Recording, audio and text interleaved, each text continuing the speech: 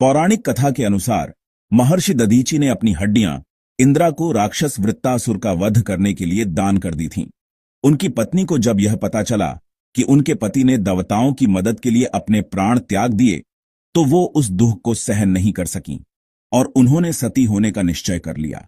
उन्होंने अपने पति के अंतिम संस्कार के साथ ही वहीं पास में ही स्थित एक विशाल पीपल वृक्ष के कोटर में अपने 3 वर्ष के बालक को रखकर खुद सती हो गई। पीपल के कोटर में रखा महर्षि दधीचि का वह बालक भूख प्यास से तड़पने पर उस कोटर में गिरे हुए पीपल के गोदों फल को खाकर बड़ा होने लगा।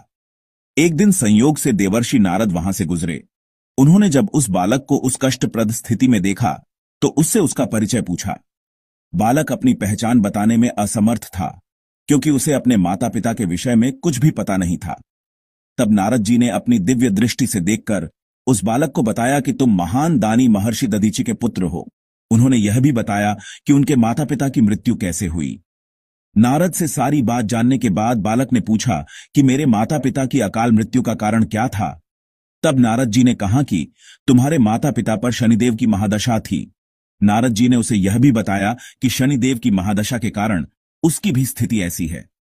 देवर्षि नारद ने उस बालक का नाम पिप्पलाद रखा।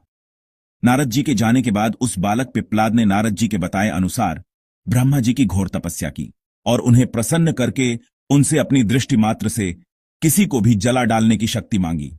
ब्रह्मा जी से वर मिलते ही पिप्पलाद ने शनिदेव का आह्वान कर उन्हें अपने सम्मुख प्रस्तुत किया और फिर उन्हें अपनी आंखों से भस्म करना शुरू कर दिया।